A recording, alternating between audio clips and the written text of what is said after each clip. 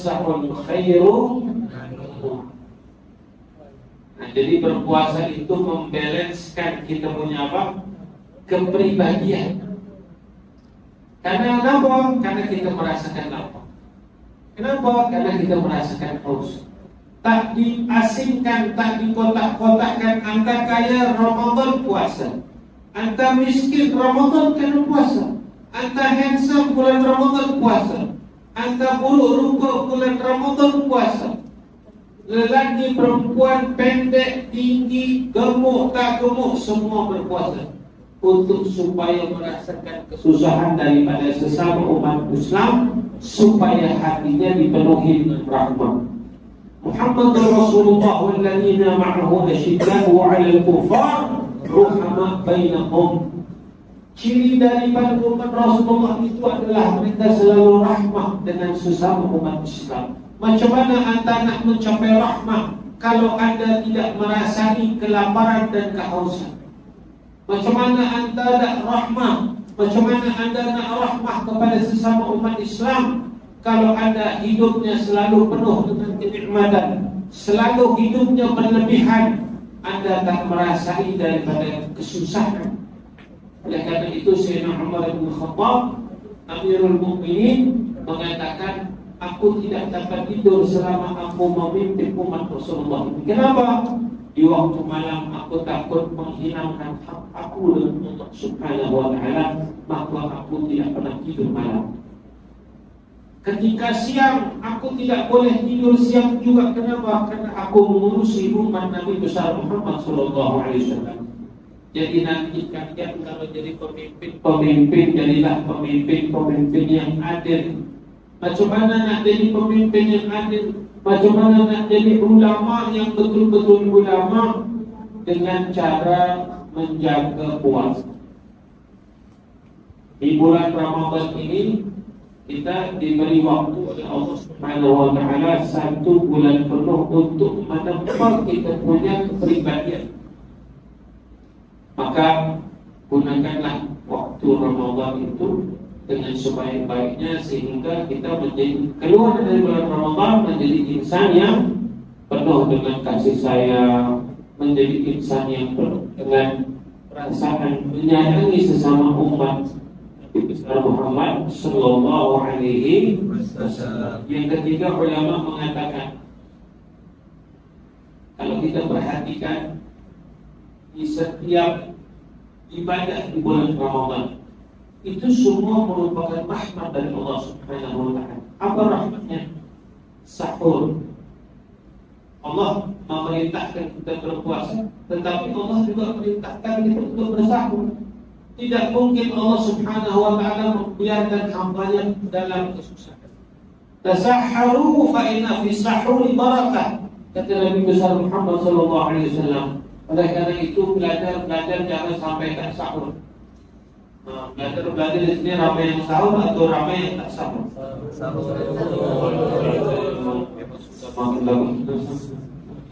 Jadi ramai yang sahur ya.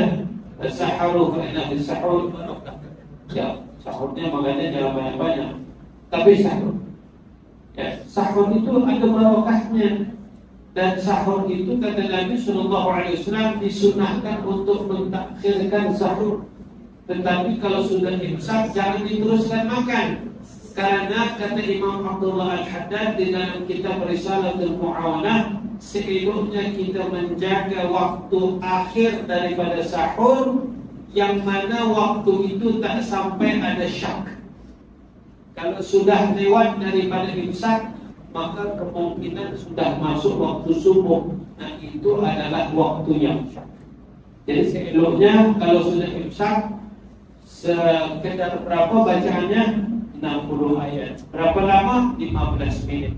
Daripada sebelum waktu azan subuh. Kalau sudah 15 menit, stop. Ya, jadi azan subuh itu tanda sudah masuknya waktu subuh. Bukan azan itu masuknya waktu subuh. Ada orang tengah azan subuh masih makan. Ditanya kenapa? Ini kan azannya belum selesai, berarti waktu subuhnya masih setengah masuk. Ini tak betul. Ya, jangan macam itu ya. Jadi belajar-belajar adik-adik seeloknya menjaga adab antum sebagai talibul ilmi, menjaga untuk kita selalu apa? Selalu menjaga waktu. Apalagi berbuka di waktu Ramadan. Nabi sallallahu alaihi wasallam mengatakan selama umat aku mensegerakan berbuka puasa, maka kebaikan akan selalu ada pada umatku. Ya, jangan sekali-kali mentakhirkan berbuka puasa. Di sini ramai yang mentakhirkan atau segera buka puasa. Segera. Oh, alhamdulillah. Sudah lapar. Nah, memang pelajar-pelajar ini memang tak ada lah yang dia mentakhirkan daripada berbuka puasa. Karena selalu di dalam pondok, tak di mana-mana pun, betul tak? Nah, jadi oleh karena itu semua kebaikan.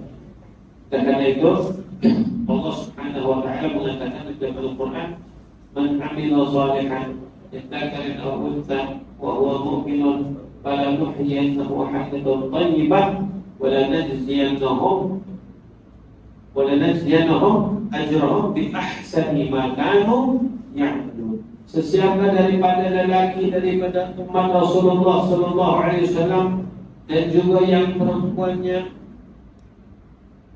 yang mereka beramal yang saleh, ya, wa huwa mu'minun, beriman kepada Allah Subhanahu wa taala, falanuhyiyannahu hayatan thayyibah, maka kami akan memberi kepada mereka kehidupan yang baik.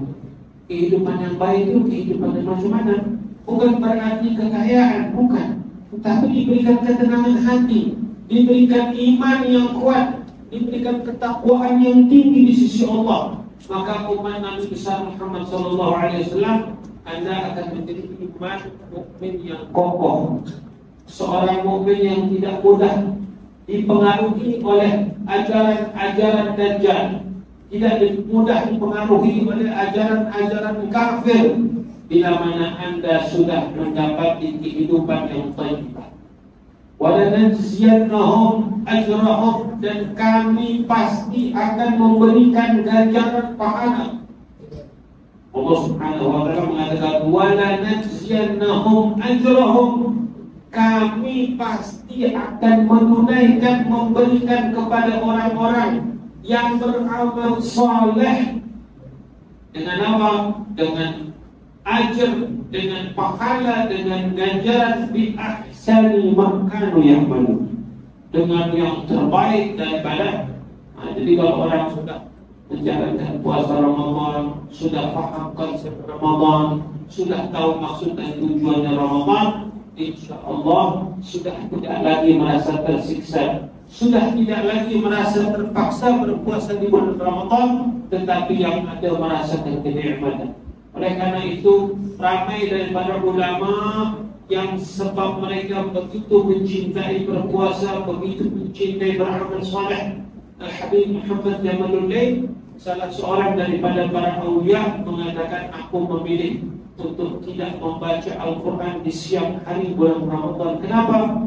Karena aku merasakan manisnya madu ketika aku membaca Al-Quran di siang hari bulan Ramadan. Masya Allah.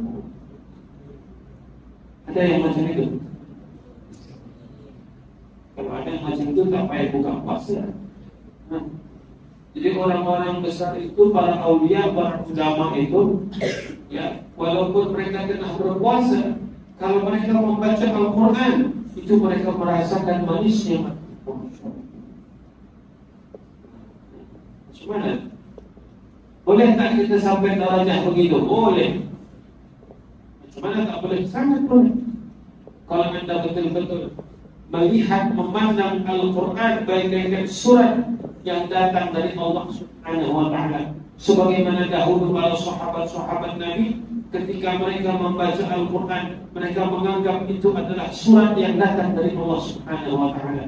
Bahasa cinta kasih, bahasa teguran, bahasa peringatan. Kalau itu semua datangnya dari sang kekasih, maka tidak ada berat.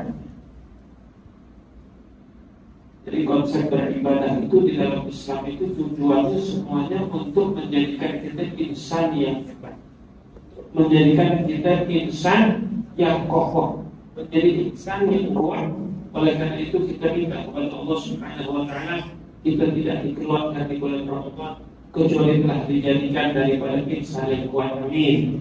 Daripada insan yang kokoh, amin. Jadikan insan yang saleh, amin. Allahumma ja'alna wa iyyakum mimman yastami'una al-qawla fayattabi'una ahsanah. Ya Allah, aku minta kepada Engkau ya Allah untuk Engkau menjadikan kami insan yang bila mendengar nasihat, mendengar arahan, mendengar kebaikan daripada Al-Quran, daripada sunnah Nabi besar Muhammad SAW. Jadikan kami manusia-manusia yang mendengar sebaik-baiknya dan kemudian mengamalkan apa yang kami dengar. Amin ya rabbal alamin. Jadikan kami orang-orang yang mahbubin, orang-orang yang makbulin di bulan Ramadan ini ya Allah ya rabbal alamin. Wakhtim lana bi ahsan kitab. إذا دنا الصلاة وحان حلم الحمام وزاد والشيخ الجبين واجمعنا وحبابنا لنا في ذلك الفردوس أطيب موضع. وصلى الله على سيدنا محمد وعلى آله وصحبه وسلم والحمد لله رب العالمين.